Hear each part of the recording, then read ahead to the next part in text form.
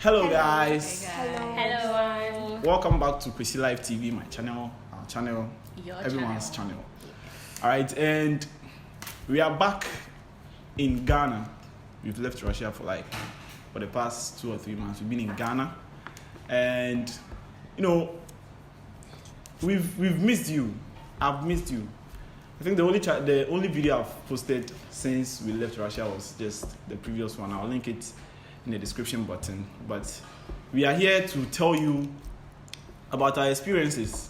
Yeah. Some of us here got to study in Russia for free for a year, and then someone also got to study in Russia by paying something little, not like the normal, fees that people pay.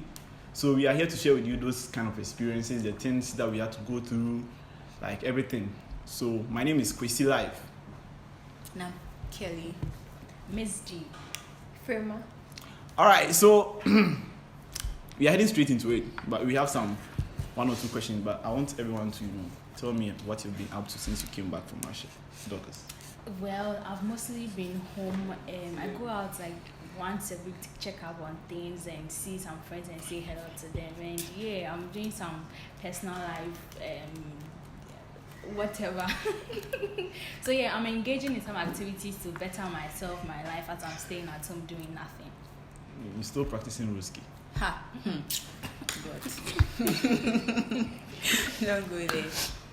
So yeah, me, I've been home for 3 months, basically sleeping and eating, church activities up and down, and selling small things. Please go and check my Instagram page. I sell belts, reversible belts.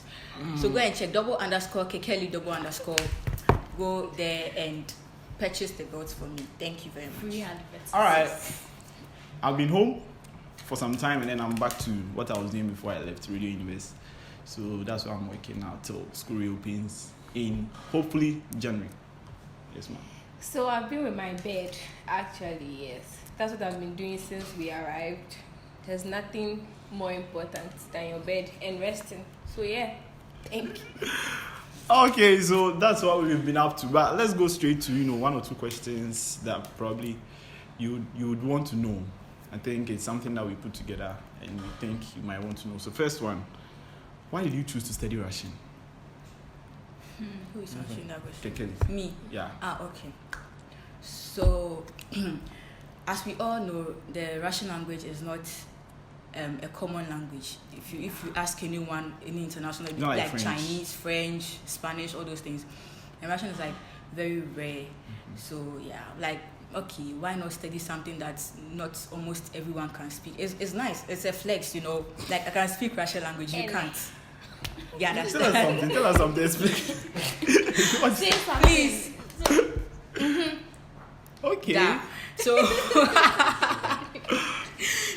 I can speak the Russian language and you cannot. So it's a flex. And then among all the course combinations that were available, there was nothing else to choose than political science, Russian, and info studies. Information studies. Yeah, there was only thing I like political science and the language, and the rest they were giving me education, something like African, some messed up combination. Nice. I wasn't feeling them, so I just chose the political science, info, and Russian studies. I see. Yeah. All right.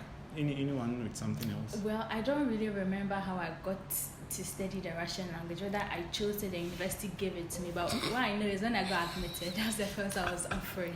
And I actually wanted to do information studies. I remember choosing combinations with that as part of it, so I probably might have chosen, but I didn't look there. I just chose. Okay, so did you choose it or it was given to you? I think you've answered yours, so let me see.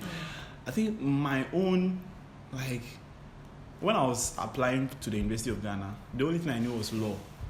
So after I chose law as my first choice, the rest I didn't really check. I was just selecting anything so that I can fill the forms and submit. So I think at the end of the day, the university gave it to me. That's okay. Come and do political science, information studies, and Russian. Choose your destiny.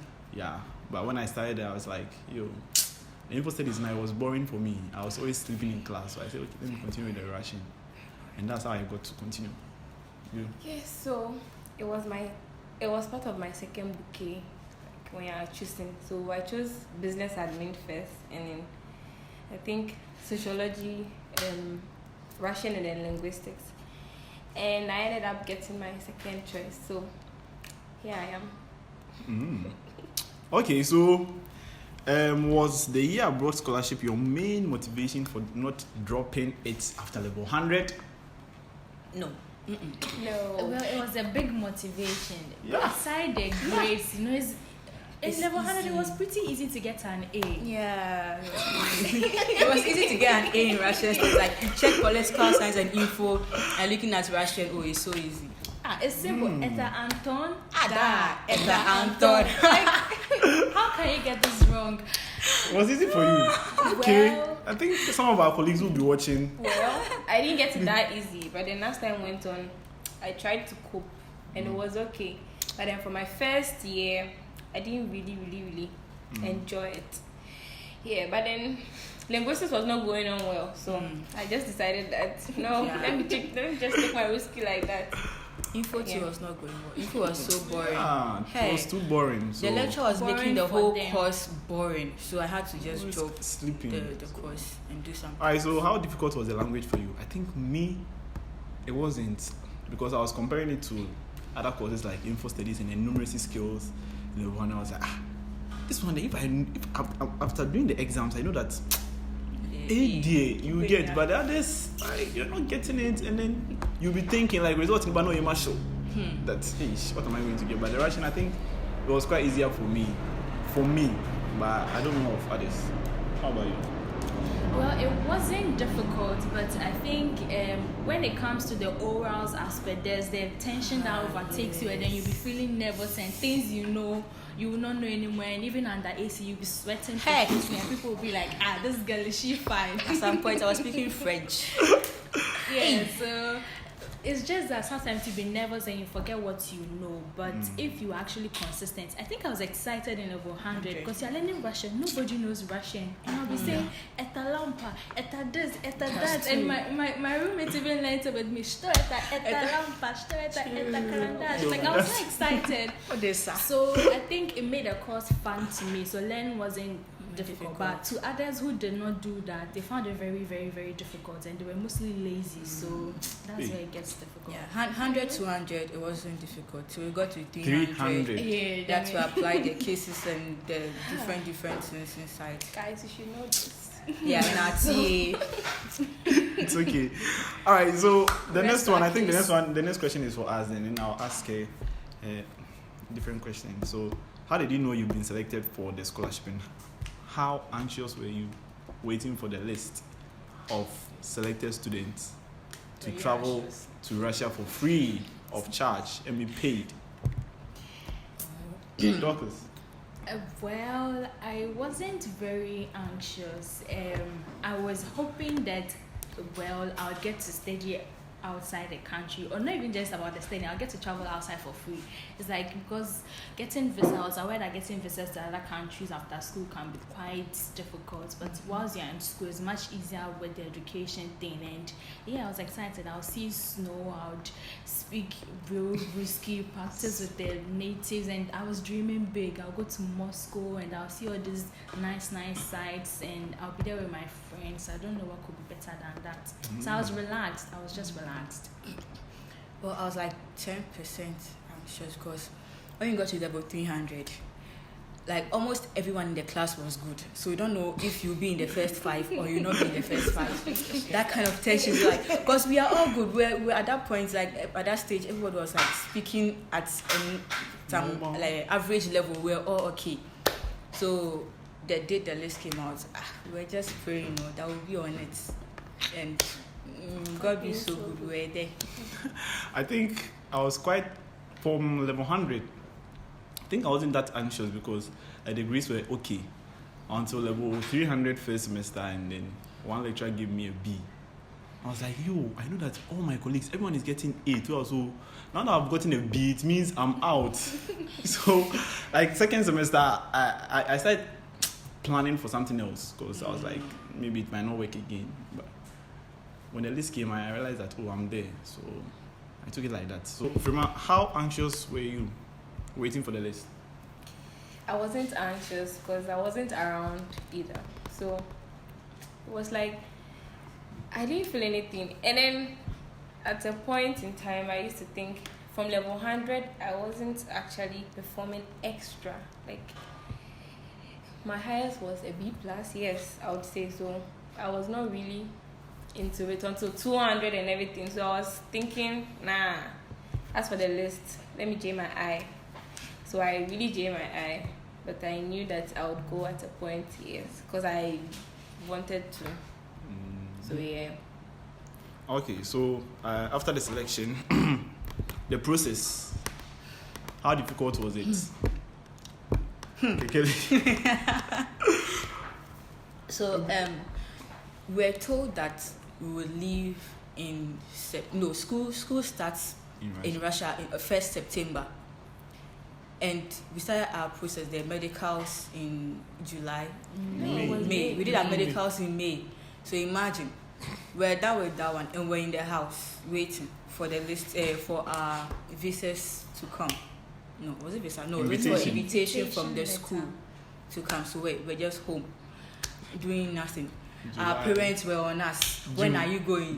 June, July, August, September. Bye. Oh, when are you going? Like, and the thing is, other people like Chinese students were leaving, Spanish students, like French students were leaving, and we're still around. As the end there, so the parents are giving us pressure. Students, our friends were giving us pressure, and then it got to November. Yeah, like November, we went to get our visas. And then down to the scholarship secretariat, and the government were tossing us up and down with flights and all those things. So in the end, we left in November. November was 17th, 16th. Oh, yeah. Okay, we left 16th.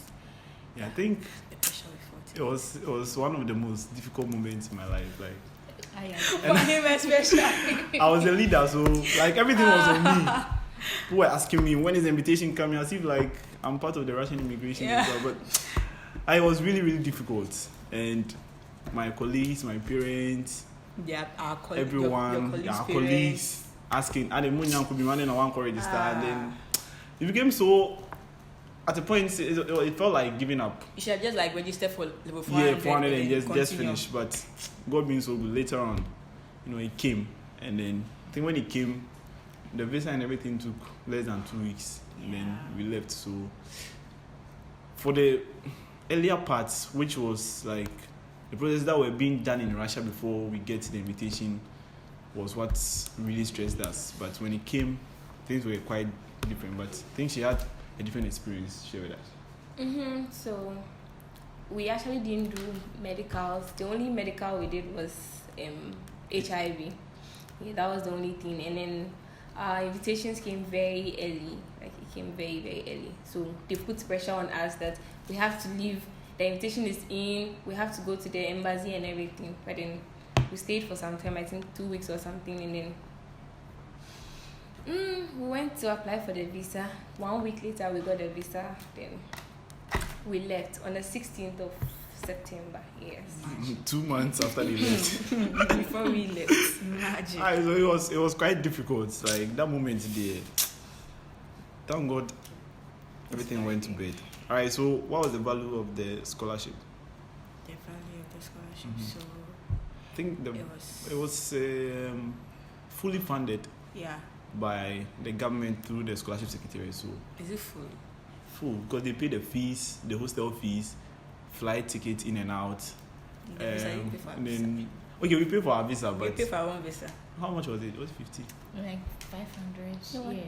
No, it was 800 and 800 and something. No. 800 and something. 840. 40 cities. Yeah, we pay for the visa, but for the visa, we paid 800. Was it 800 or 300? No, it wasn't. 800 was for express.